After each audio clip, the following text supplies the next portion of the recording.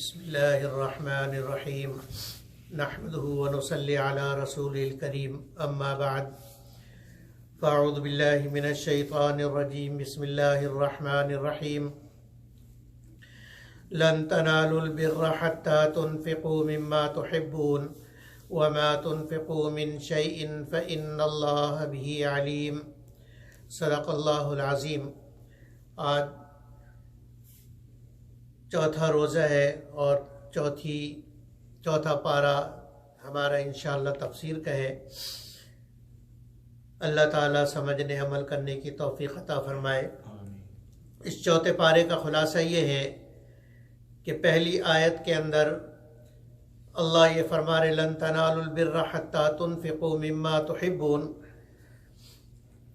कि तुम नेकी के ख़ास दर्जे पर हरगिज़ नहीं पहुँच सकते जब तक तुम वो उन चीज़ों में से खर्च ना करो जो तुम्हें महबूब हैं, जो तुम्हें महबूब है। महबूब का मतलब ये है कि ऐसी चीज़ जिसके आप ख़ुद ज़रूरतमंद हैं, आपको उसकी ज़रूरत है। आपको $100 की ज़रूरत है, आपके पास $100 ही है। अब कोई ज़रूरतमंद आ गया जिसकी हाजत और ज़रूरत आपकी ज़रूरत से ज़्यादा बढ़कर है। अब आपने अपनी ज़रूरत को पीछे कर दिया कि मेरी खैर है फिर देखेंगे, और वो $100 उसको दे दिए। ये जो इस तरीक़े से करेगा, अल्लाह फरमाते कि वो है असल नेकी, वो है असल नेकी। जेब में जो है वो चिल्लड़ पड़े हुए थे, उठा के दे दिया उसको, तो वैसे ही वो कह रहे जेब भारी हो रही है, इसको कहीं रखूं, क्या करूं, चलो फ़कीर को दे दिया। तो फ़कीर को आपने दिया तो फ़कीर पे एहसान नहीं किया, उसने आपका बोझ उतारा है। ठीक है। तो नेकी उस वक्त तक नेकी बनती है जब नेकी करने पर दिल पर कुछ असर आए, दिल पर असर आए, थोड़ा सा बोझ आए तो वो नेकी बनती है। और अगर दिल पर बोझ नहीं आया है तो वो तो आपने वैसे ही करना था, वो फिर आपने नेकी समझ के नहीं किया है। समझ गए? नेकी समझ के नहीं किया, वो आप वैसे ही, नेकी ना भी होती तो भी आप कर लेते। आपके जेब में खुले पैसे क्या करना है, किसी को दे नहीं है, कब तक लेके जेब में फिरोगे। तो इसलिए नेकी वो है, फरमाया लन तनालुल बिर्रा, नेकी के दर्जे तक उस वक्त तक नहीं पहुंच सकते, हरगिज़ नहीं पहुंच सकते जब तक अपनी महबूब चीज़ों में से खर्च ना करो। फिर महबूब चीज़ों में वक्त के हिसाब से महबूबियत बदलती है। महबूबियत क्या होती है? बदलती है। कभी जान ज़्यादा महबूब होती है माल से, और कभी माल ज़्यादा प्यारा होता है जान से। तो अब आपको वो चीज़ खर्च करना जो आपको महबूब है। मिसाल के तौर पर एक शख्स ने आपसे मदद मांगी, $100 आपके पास थे, आपके पास थे, लेकिन आप देख रहे हैं कि वो बूढ़ा है, अगर $100 उसको दे भी दिया तो वो बेचारा जाएगा कैसे, अपनी ज़रूरत कैसे पूरी करेगा। वो फिर मोहताज कि पैसे तो हैं लेकिन मैं कैसे जाऊं। तो अब आप ये करते हैं कि उसको पैसे नहीं देते, बल्कि ख़ुद अपनी जान लगाते हैं और उसको ले जाते हैं। जो चीज़ उसकी ज़रूरत है वो उसको दिलाया, उसको उसके घर पहुंचाया। तो यहाँ आपने जान भी लगाया और माल भी लगाई। इस वक्त आपका माल लगाना ज़्यादा महबूब था। समझ आ गई? तो बहरहाल इसमें बहुत तफसीर है। उसके बाद इस सिपारे के अंदर दूसरी अहम चीज़ बैतुल्लाह की अज़मत को बयान किया। इन्ना अव्वल बैतिन वुदिअ लिन्नास लल्लज़ी बिबक्कत मुबारकन हुदल लिल आलमीन, कि इंसानों के लिए जो सबसे पहला अल्लाह का घर धरती पर बना है वो मक्का में है, बहुत बरकत वाला, और वो बरकत वाला वो घर है और सारे आलम की हिदायत का ज़रिया है। इसलिए कि इसके अंदर फ़ीह आयात मकाम इब्राहिम, इसके अंदर एक पत्थर है जिसको मकाम इब्राहिम कहते हैं। और इसकी खासियत ये है कि मन दखल कान आमिना, जो इस घर में दाखिल हो गया उसके लिए अमन है।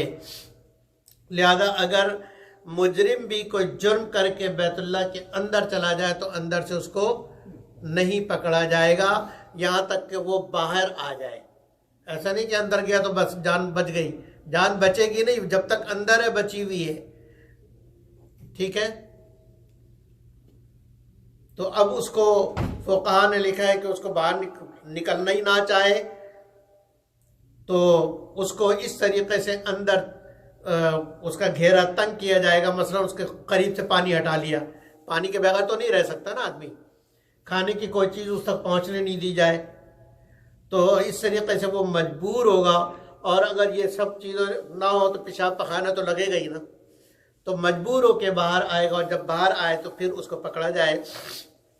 अगली बात, हज की फ़र्जियत बयान की है। वलिल्लाहि अलन्नासि हज्जुल बैति मन इस्तताअ इलैहि सबीला, कि अल्लाह के लिए साहिब इस्तिताअत पर हज बैतुल्लाह फ़र्ज़ है।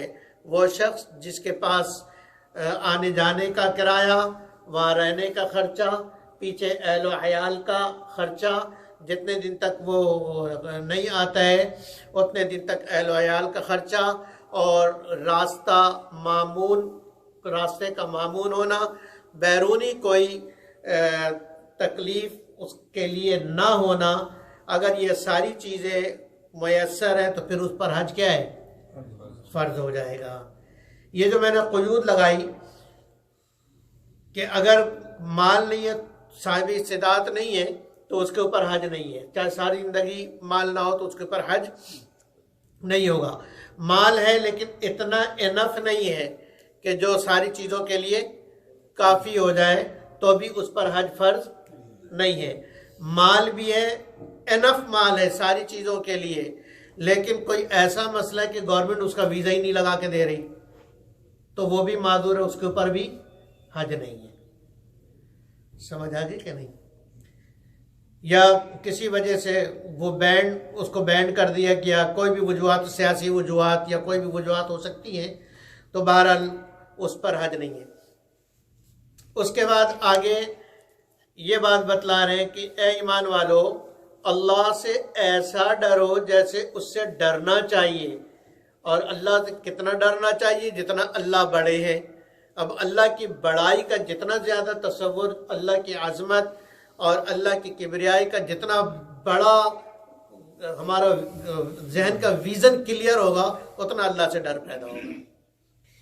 वला तमूतुन्ना इल्ला व अंतुम मुस्लिमून, और तुम मत मरो सिवाय मुसलमान होने की हालत में, यानी तुम्हारी मौत नहीं होनी चाहिए कुफर की हालत में, मुसलमान होने की हालत में तुम्हारी मौत होनी चाहिए।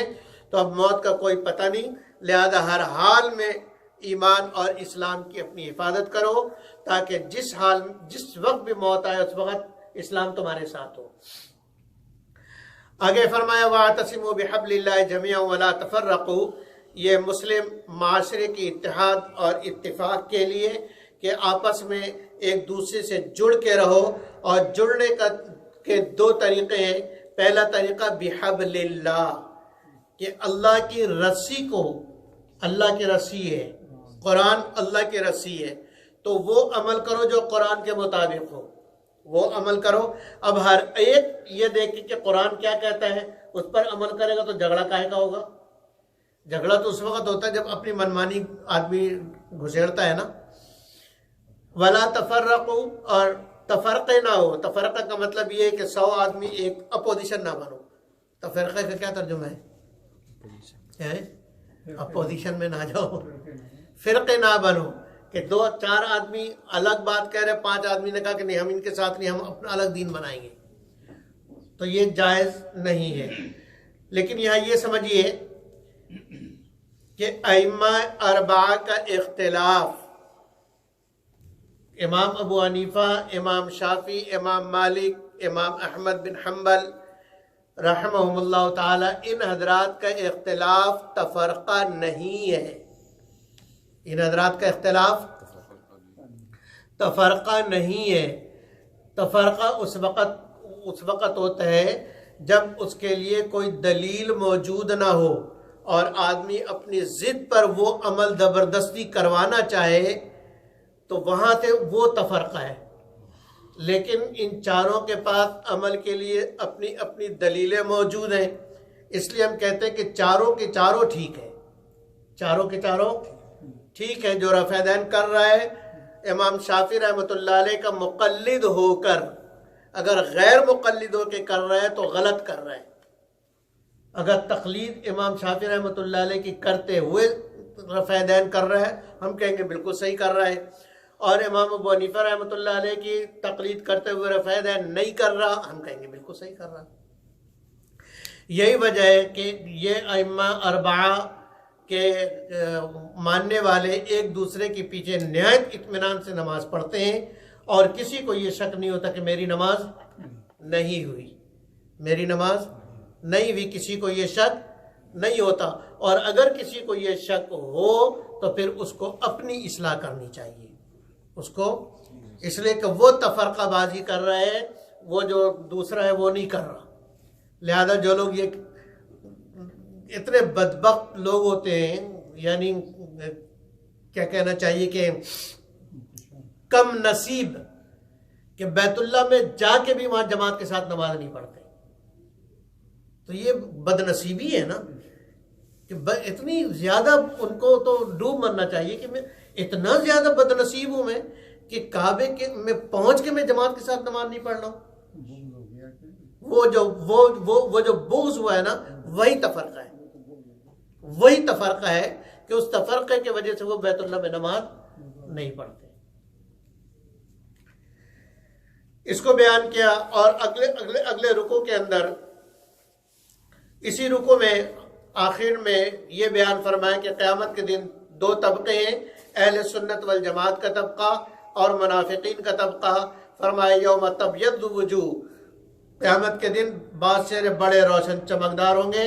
जो सुन्नत पर अमल कर रहा होगा, अहले सुन्नत उसे कहते हैं जो सुन्नत के मुताबिक चले, और जमात वल जमात उसे कहते हैं जो जमात सहाबा के मुताबिक ज़िंदगी गुजारे।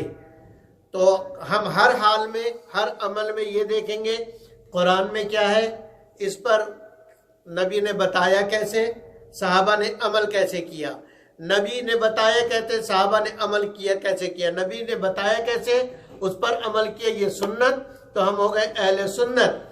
और सहाबा ने कैसे किया उसको देख के क्या हम हो गए अहल जमात।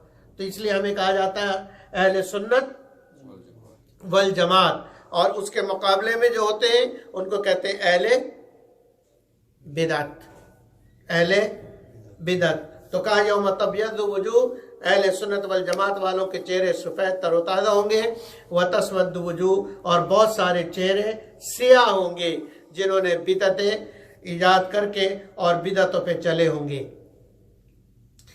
अगले रुकू के अंदर इस उम्मत की फजीलत को बयान कर फरमाया कुंतुम खैरा उम्मतिन उखरियत लिन्नास, कि तुम बेहतरीन उम्मत हो, और बेहतरी तुम्हारी किस चीज़ के वजह से, तुम्हारा कौन सा ऐसा अमल है जिसके वजह से तुम बेहतर हो। तो 3 अमल बताए हैं। पहला अमल तअमुरूना बिल मारूफ, कि तुम नेकियों का हुक्म करते हो, और दूसरा व तनहौना अनिल मुनकर, बुराइयों से रोकते हो, व तुमिनूना बिल्लाह, और अल्लाह पर कामिल ईमान रखते हो, ईमान लाते हो। तो अब अगर उम्मत का वो तबका और उम्मत के वो अफराद जो अमर बिन मारूफ भी कर रहे हैं जहाँ तक वो कर सकते हैं, और नहीं यानी अच्छाई का हुक्म करना, अच्छाई का रास्ता बताना। अमर बिन मारूफ का क्या मतलब है? अच्छाई का रास्ता बताना, और नहीं अनिल मुनकर का मतलब बुराई से रोकना। तो जितना अपने बस में हो सकता है उतना वो करते हैं। तो वो उनके लिए ये टाइटल और ये फूल उनके लिए कि वो खैर उम्मत में है। आगे ने यहूद के लिए और नसारा के लिए कि उनके ऊपर जिल्लत छा गई, हमेशा या तो ये लोगों अल्लाह के मोहताज रहेंगे या लोगों के मोहताज रहेंगे, अपने पाँव पे कभी भी खड़े नहीं हो सकेंगे। ऐसी मिस्कीनियत और ऐसी जिल्लत इन पर अल्लाह ने क़यामत तक के लिए तारी कर दी है। लिहाजा आप देख लें, यहूदियों की तारीख और नसारा की तारीख कि वो हमेशा किसी न किसी के सहारे से ये जिंदा रहते, वो सहारे इनसे छीन लिया जाए फिर ये अपने मौत मर जाएंगे।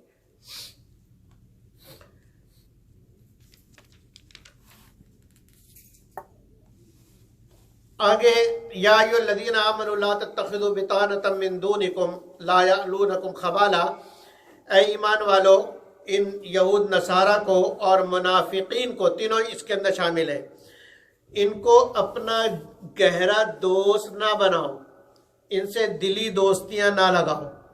बिताना कहते हैं दिली दोस्ती को, कि इनसे ऊपर की दोस्ती ठीक है, ऊपर की दोस्ती का मतलब मुनाफिकत नहीं है, ऊपर की दोस्ती का मतलब मदारत है, मामलात है, कि आप उनसे मामलात अच्छे करो, उनको गालियां ना दो, उनको बुरा भला ना कहो, उनको कोई तकलीफ हो तो आप मदद कर सकते हो तो मदद करो, जिसको मदारात कहते हैं, कि आप इखलाक की तौर पे उनके साथ रहो, लेकिन दिली तौर पे जिगरी उनको यार ना बनाओ। जब आदमी किसी को अपना जिगरी यार बनाता है तो फिर अपने राज उसको बताता है, अपने राज उसको बताता है, और ये लोग इसी चक्कर में होते हैं कि तुम्हारा राज पता चले ताकि तुम्हारे ऊपर हम अटैक करें। समझ आ गई कि नहीं आ गई? और उसकी वजह बताई, उसकी वजह ये बताई कि इनके जो कुछ ये तुमसे जाहिर करते हैं, जो तुम्हारे सामने मोहब्बत के इजहार करते हैं ना, वो बहुत थोड़ा है। जो उनके दिलों के अंदर नफरत है उसके मुकाबले में उनका जुबानी दावा बहुत थोड़ा है। यानी दिल के अंदर 99% नफरत है, जुबान से आई लव यू कह रहे तो उससे कोई फर्क नहीं पड़ेगा। दिल के अंदर क्या है? नफरत है और बुग़्ज़ है। और अल्लाह कह रहे हैं कि तुम कैसे सादे लोग हो कि वो तुम तो उनसे मोहब्बत करते हो और जी एक होकर रहना चाहिए और लड़ना भिड़ना बुरी बात है, लेकिन वला युहिब्बूनकुम, ये याद रखो, मैं अल्लाह कह रहे हैं मैं अल्लाह हूँ, मैं जानता हूँ इनके दिलों के हाल। वला युहिब्बूनकुम, वो तुमसे ईमान, तुमसे मोहब्बत नहीं रख करते, तुम तो उनसे कर रहे हो लेकिन वो तुमसे नहीं करते हैं। और उनका हाल ये है कि जब तुमसे मिलते हैं कहते भाई हम तो तुम्हारे साथ ईमान वाले हैं, और जब अकेले होते हैं अज़्ज़ु अलैकुमुल अनामिना मिनल गैज़, तो उनको तुम्हारी तरक्की को देखकर और तुम्हारी खुशियों को देखकर उनको इतना गुस्सा आता है कि गुस्से में आदमी दांतों तले उंगली लेता है ना, गुस्से में उंगली चबाता है, तो अल्लाह कहता है वो फिर तो गुस्से में तन्हाई में ऐसे होते हैं कि अपनी उंगलियां चबाते हैं गुस्से में। तो कहा कि कुल मूतू बी गैज़िकुम, तुम भी कहो मरो अपने गुस्से में, अपने गुस्से में क्या हो जाओ, मर जाओ। इन्नल्लाह अलीमुम बिदाति सुदूर। आगे अगले रुकू में, अगले रुकू से गज़वात के बारे में अहवाल शुरू फरमा रहे, और अगली 55 आयतें में गज़वात का जिक्र है। 3 गज़वात का इसमें जिक्र है, जंगे बदर, जंगे उहुद और हमराउल असद। सबसे पहली जंग हुई थी जंगे बदर।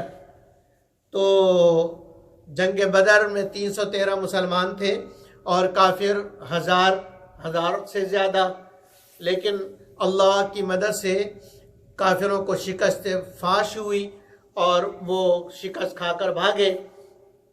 इस पर उनको गुस्सा था और उन्होंने फिर तैयारी की, कुरैश ने खूब तैयारी की और तैयारी करके अगले साल ओहद के मुकाम पर फिर आगे लड़ने के लिए इधर हज़रत सल्लल्लाहु अलैहि वसल्लम भी सहाबा के साथ निकले। ओहद पहाड़ पर डेरा डाला। एक जबल रुमात एक पहाड़ है, आप लोग जाएंगे तो देखेंगे, गाइड दिखलाते हैं कि ये वो पहाड़ है जहाँ पर नबी सल्लल्लाहु अलैहि वसल्लम ने तीरंदाजों को खड़ा किया था। उस पहाड़ का नाम जबल रुमात है, तीर का पहाड़। उस पर हज़रत सल्लल्लाहु अलैहि वसल्लम ने 50 जो जंगी नक्शा आपने तरतीब दिया, 50 आदमियों को उस पहाड़ पे खड़ा किया और उनसे ये कहा कि तुम नीचे ना आना, नीचे वादी में नहीं आना, ऊपर ही रहना, हमें शिकस्त हो या फतह हो तुम नीचे ना आना। और ये इसलिए कि ताकि ऊपर से पीछे की तरफ से मुसलमान महफूज हो जाए। ये हिकमत थी कि पीछे से, इसलिए कि अगर पीछे से कोई हमला हुआ, ये पहाड़ के ऊपर है तो दूर से नजर आ जाएंगे ना। इब्तिदा में मुसलमानों को फतह हो गई और काफिर भागने लगे, तो मुसलमान माल गनीमत जो वो गिरा के गए थे वो इकट्ठे करने लगे। ऊपर इन लोगों ने देखा मैदान साफ हो गया, ऊपर जो पहाड़ पे लोग थे उन्होंने देखा कि अब तुम मैदान साफ हो गया, जंग ख़त्म हो गई है, तो अब उनसे इज्तिहादी गलती हुई। कौन सी गलती हुई? इज्तिहादी गलती हुई। ठीक है, उन लोगों की तरह कभी नहीं कहना कि इनसे बहुत बड़ी गलती हुई और इनकी वजह से ये हुआ और वो हुआ। वो अल्लाह की तरफ से तकवीनी थी, ऐसे ही होना था। इज्तिहादी गलती नबी से भी हो सकती है। ठीक है, इज्तिहादी गलती, इज्तिहादी का मतलब ये है कि आदमी सोचे और सोच के गलती करने की नीयत से ना करे, लेकिन वो समझ उसको गलत आ गई। मिसाल के तौर पे इनके अमीर ने रोका, लेकिन 10 के अलावा बाकी सब नीचे आ गए और उन्होंने कहा कि भाई हुक्म तो जंग तक था और जंग खत्म हो चुकी है। जंग तो क्या हो गई है? खत्म हो गई, अब यहाँ रहने का कोई तुक नहीं बनता। तो बहरहाल ये उनसे इज्तिहादी गलती हुई और वो नीचे आ गए। पीछे वापस जाते हुए खालिद बिन वलीद जो उस वक़्त काफिरों की तरफ थे, उन्होंने देखा कि खाली है, पीछे से उन्होंने वापस पलटे और उसी रास्ते से हमला किया और जो है फिर मुसलमानों को बड़ा नुकसान हुआ। 70 सहाबा शहीद हुए, जिसमें हज़रत हमजा रज़ी अल्लाह अन्हु भी और हज़रत सल्लल्लाहु अलैहि वसल्लम के भी दंदान मुबारक शहीद हुए। तो वहीद गदौसल से लेकर ये ग़ज़वा उहद के बारे में सारा वाक़यात अल्लाह जिक्र कर रहे कि वहाँ तुम्हारी किस तरह मदद की। आगे ये फरमाते हैं कि जो अल्लाह के रास्ते में खर्च करता है, अल्लाह रब्बुल ईमान वाले की निशानी बताई कि ईमान वाले मुत्तकीन वो हैं जो खुले और छुप के अल्लाह के लिए खर्च करते हैं, गुस्सा को पी जाते हैं और लोगों को माफ़ करते हैं। और फरमाए कि जो गलती से गुनाह कर ले तो अब उसको क्या करना चाहिए।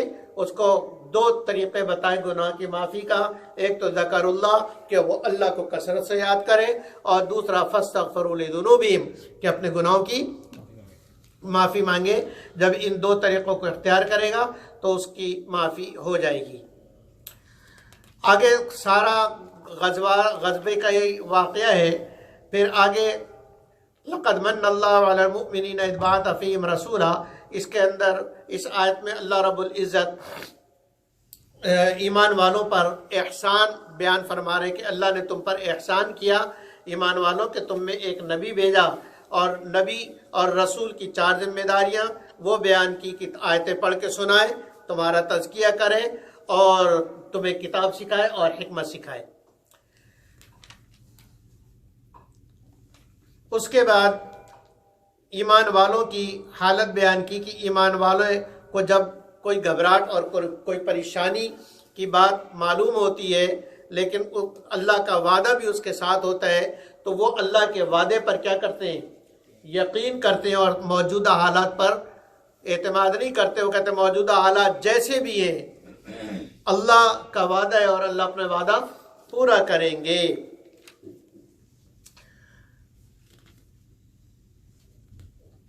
फिर आगे इन लोगों की मुनाफिकीन की ये बात कि मुनाफिकीन ये कहते थे जब इन पे ज़कात का हुक्म आया तो मुनाफिकीन कहने लगे कि लो जी अल्लाह फ़कीर हो गया। अल्लाह क्या हो गया? फ़कीर हो गया। तो अल्लाह कहते हैं लक़द समिअ अल्लाहु क़ौला अल्लज़ीना क़ालू इन्नल्लाहा फ़क़ीर व नहनु अग़निया।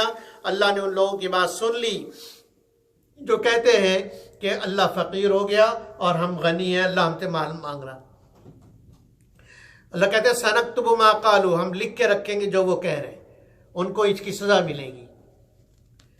फिर आगे फरमाए कुल्लु नफ्सिन ज़ाइक़तुल मौत कि हर नफ्स ने, जो जिंदा है वो मरेगा, जिसके अंदर सांस है वो ज़रूर मरेगा, उस पर मौत आएगी। और अल्लाह ने एक कायदा बयान कर दिया कामयाब और नाकाम का। फरमाया कामयाब वो जो जहन्नम से बचा लिया जाए और जन्नत में दाखिल कर लिया जाए, वो कामयाब, और जो जहन्नम में चला जाए वो नाकाम। उसके बाद आखिर के अंदर मुसलमानों को कामयाबी का गुर सिखाया कि कामयाबी तुम्हारी किन चीज़ों में। फरमाया कामयाबी 4 चीज़ों में है। कितनी चीज़ों में है?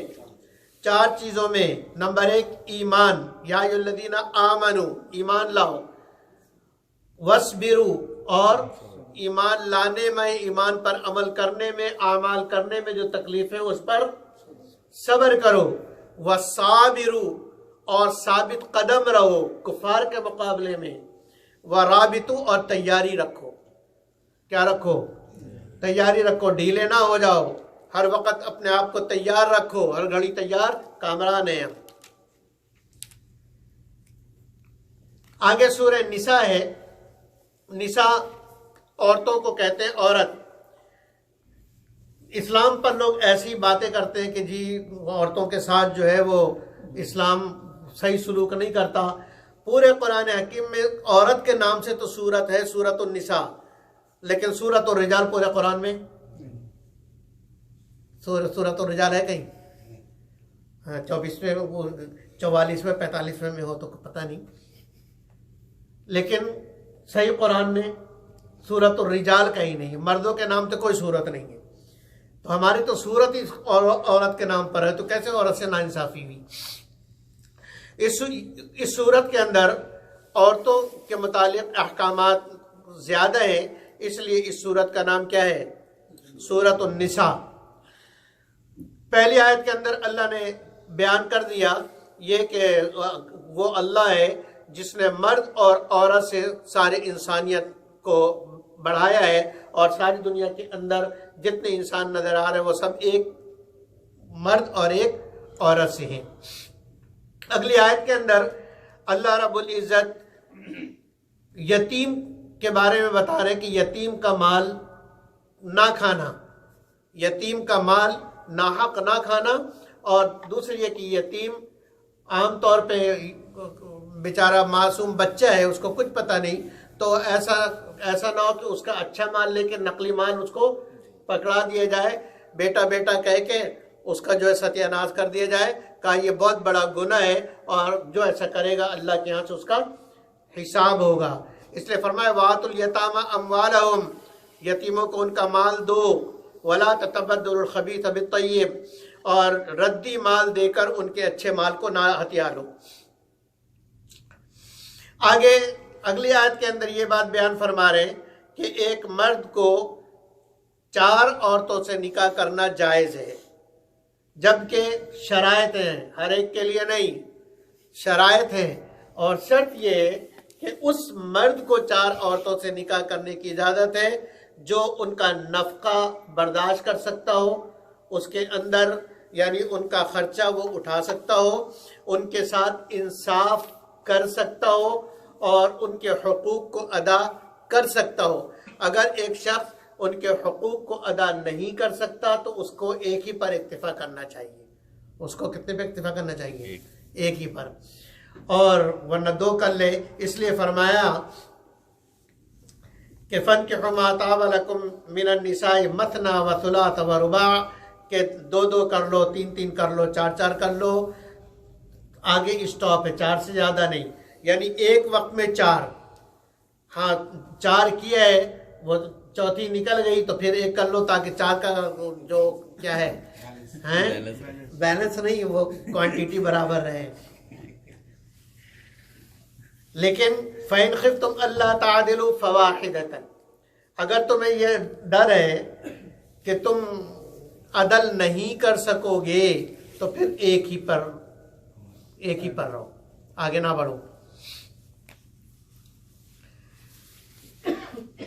उसके बाद मीरास की तकसीम के कायदे को बयान किया कि मीरास के तकसीम का वक्त अगर कोई दूसरे लोग भी आ जाए तो कुछ उनको भी दे दिया करो जो मीरास में से ना हो।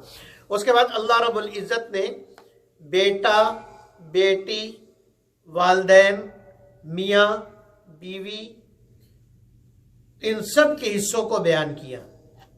ठीक है, इन सब के क्या किया, हिस्सों को बयान किया कि वालिदैन का कितना हिस्सा होगा। मैयत का अगर औलाद है तो वालिदैन को छठा हिस्सा होगा मिलेगा, और अगर वालिदैन मरने वाले की कोई औलाद नहीं है तो फिर पूरा हिस्सा वालिदैन को मिलेगा, जिसमें से तिहाई माँ को मिलेगा, बाकी सारा बाप को मिलेगा। इसी तरीके से सारे हिस्से बयान किए। और फिर अगली आखिर के अंदर हुर्मात को बयान किया। हुर्मात का मतलब ये है कि कौन कौन सी औरतों से निकाह करना हराम है। हराम के लिए समझ लीजिए कि बाद रिश्ते नसब के वजह से हराम होते हैं, और बाद रिश्ते रज़ाअत की वजह से, दूध पीने की वजह से हराम होते हैं, और बाद जो है वो निकाह की वजह से हराम होते हैं।